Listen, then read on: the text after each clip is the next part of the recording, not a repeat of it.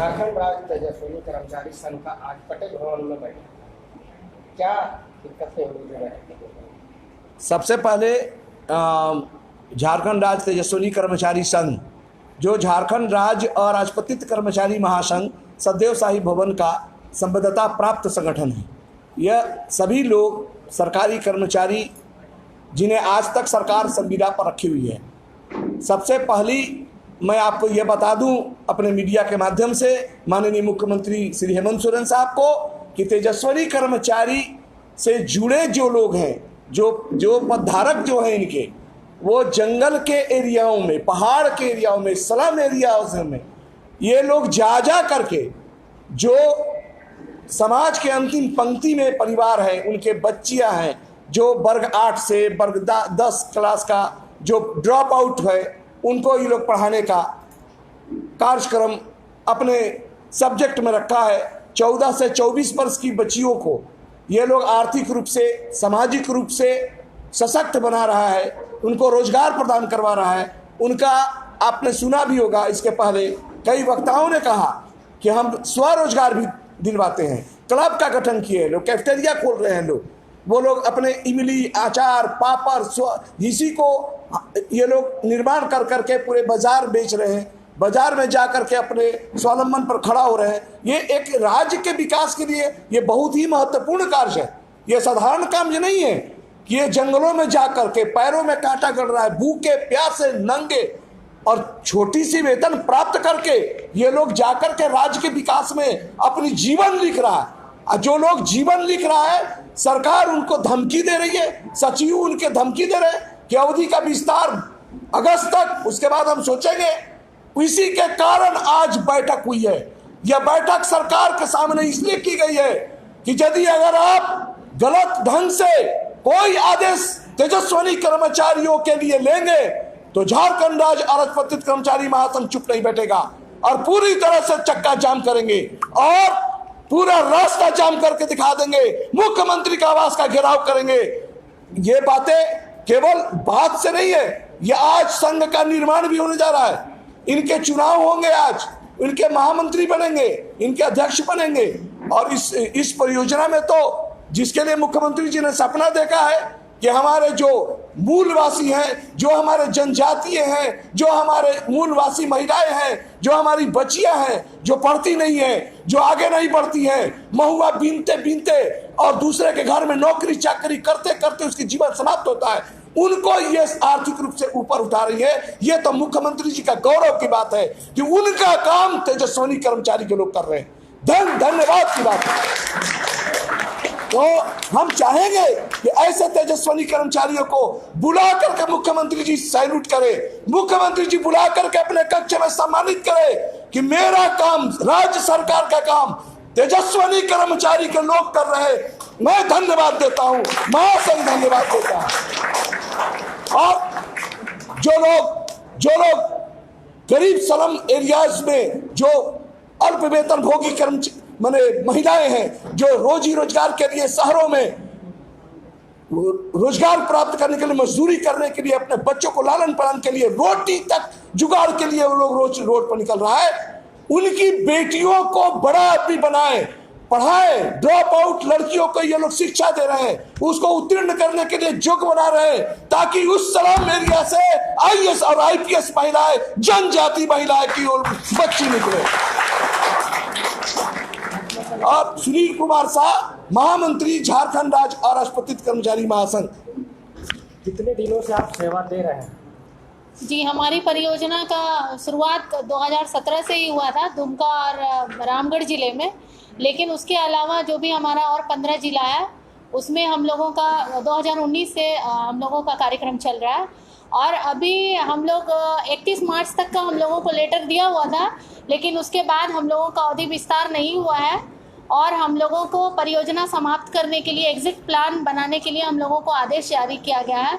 तो हम लोग बेसिकली 14 से 24 वर्ष तक की जो किशोरियों के साथ हम लोग काम करते आ रहे हैं, तो हमारे यहाँ जो 11 लाख किशोरियाँ हैं, तो उन लोगों के साथ जो हम लोग काम कर रहे हैं, तो ये जो हमारा एज ग्रुप है, ये बच्चियों के साथ काफ़ी सारी आर्थिक और सामाजिक समस्याएं होती हैं जिसके साथ हम लोग काम कर रहे हैं।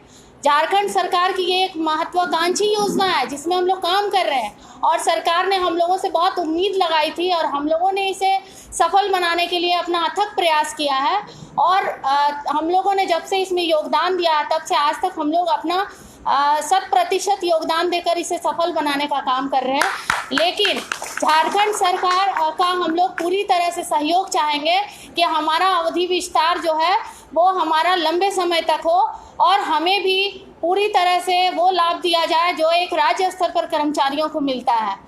चूँकि हम लोगों को भी पता है कि 2024 में फिर से चुनाव होने वाला है, तो हम लोग हेमंत सरकार से ये ज़रूर गुजारिश करेंगे कि हमारी जो 10,000 हमारी संख्या है कर्मचारियों की, उनके पीछे उनके परिवार और काफ़ी सारी हमारी जो किशोरियां हैं उनका एक वोट बैंक है बड़ा सा। अगर हमारी योजना में अवधि विस्तार और हमें सारी समस्या का हल ढूंढ करके और हमारा अवधि विस्तार नहीं किया जाएगा तो हेमंत सरकार को बहुत मुश्किल होगा और हम लोग उनको हरा भी सकते हैं। इसलिए हमारा सरकार से ये पूरा गुजारिश होगा कि हमारी मांगों पर समुचित ढंग से उस पर विचार किया जाए, उस पर एक संगठन बना करके एक नियमावली तैयार की जाए जिसमें जमीनी स्तर पर जितनी महिलाएं काम कर रही हैं, चूँकि ये तेजस्विनी परियोजना हम महिलाओं के लिए ही है और हम महिलाओं के लिए सरकार बार बार बोलती है अपनी भाषणों में, हमेशा बोला जाता है कि महिलाओं के लिए झारखंड में सरकार बहुत कुछ कर रही है, लेकिन कहीं ना कहीं इस परियोजना को रोकने के पीछे जो है सरकार को बहुत नुकसान होने वाला है। क्योंकि हमारे पीछे इतनी महिलाएं हैं, हमारी संख्या जो है किशोरियों की है और काफ़ी बड़ी संख्या है जिसको विकास करके उनको एक बहुत बड़ा लाभ हो सकता है। वो सरकार जो है आगे भी लंबे समय तक टिक सकती है। इसलिए सरकार को गुजारिश है हमारी कि हमारी मांगों को पूरी की जाए और हमें हर सुविधाओं के साथ जोड़ा जाए और ताकि हम लोग किशोरियों और युवतियों का पूरा विकास कर सकें। धन्यवाद।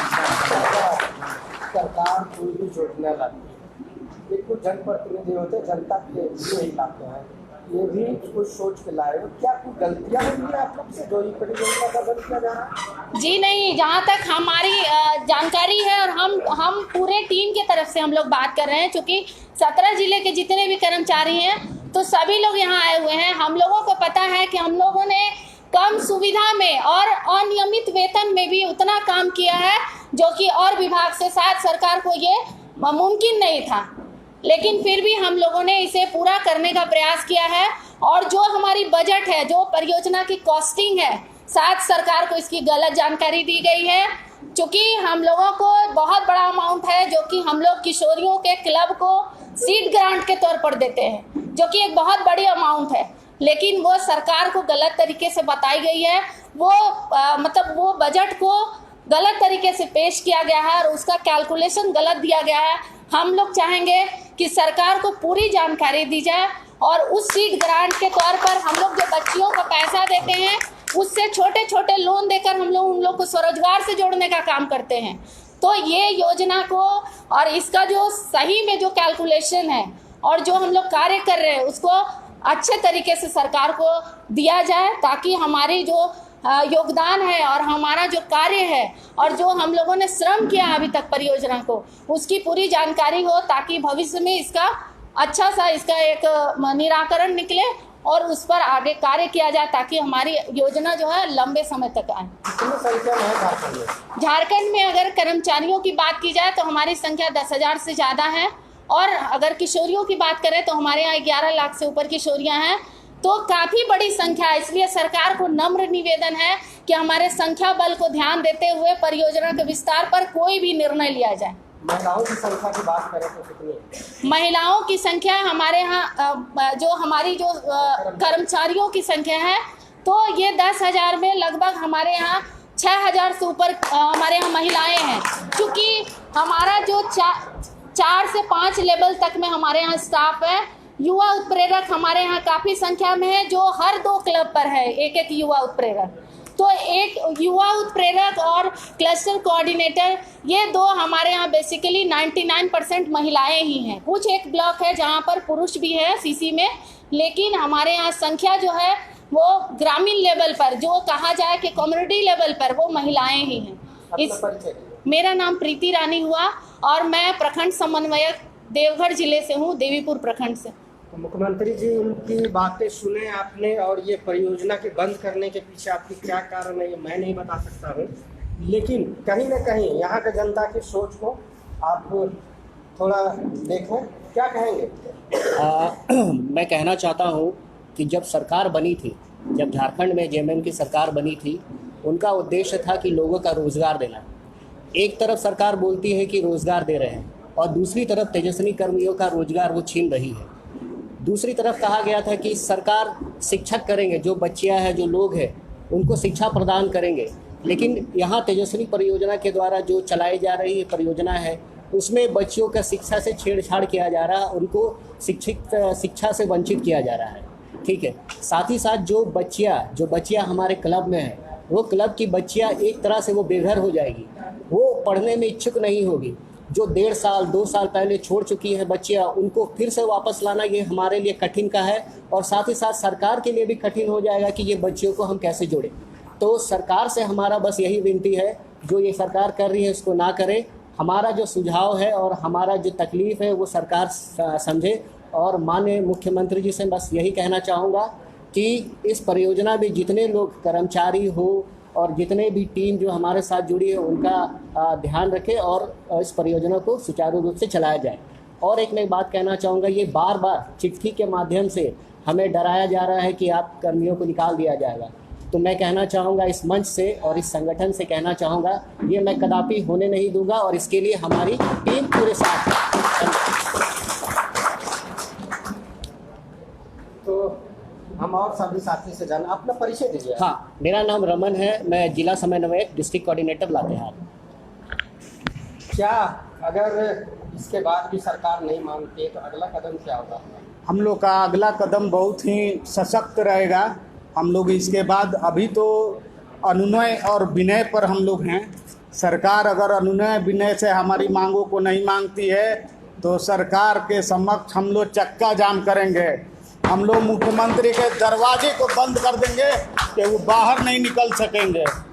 अगर कर्मचारी आपके कामों को करना जानता है तो आप अपनी मांगों को भी मंगवाना जानता है। और कर्मचारी अगर नम्र है तो वो उग्र भी हो सकता है। आप उससे जितना लाभान्वित होते हैं, आगामी चुनाव है, हमसे भी लाभ की आकांक्षा आपके पास रहेगी। हम माननीय मुख्यमंत्री से ये बात एकदम स्पष्ट रूप से कहना चाहते हैं कि ये जो महिला सशक्तिकरण का वो ढोंग कर रहे हैं, जो बरसों से कि महिला सशक्तिकरण, वुमेन एम्पावरमेंट पर ये काम कर रहे हैं और महिलाओं को उपेक्षा करके, बेरोजगार करके और सड़क पर लाने का काम कर रहे हैं, ये घोर निंदनीय है और इसका झारखंड के कोई भी वासी इसका समर्थन नहीं करता है। एक तरफ अभी नियोजन नीति को सही से लागू नहीं कर पाया और दूसरी तरफ ये परियोजना बंद हो रही है। आखिर राज्य में शिक्षा व्यवस्था क्या हाल है? नियोजन नीति, ये सरकार की देखिए, यही लचर व्यवस्था का रूप है। सरकार इस वर्ष को नियोजन नीति के रूप में घोषित की हुई है और एक तरफ अपने ही बातों से परे हटकर लोगों को हटाने का काम कर रही है जो नियोजित कर्मी हैं। सरकार को चाहिए कि विस्तृत रूप से इसकी जानकारी लेकर समीक्षा करे और जितने भी हम कर्मी हैं, कर्मी ही नहीं हैं, इससे बहुत सारे लिंक जुड़े हुए हैं जिसमें 80% महिलाएं हैं। एक बार फिर से पुनर्विचार करके और इस परियोजना को, चूँकि ये महत्वाकांक्षी परियोजना है, इसको सुचारू रूप से जारी रखने की आवश्यकता है। परिचय दीजिए। मेरा नाम अंशुमन कुमार है, मैं सिमरिया चतरा का प्रखंड समन्वयक हूँ। क्या कहेंगे?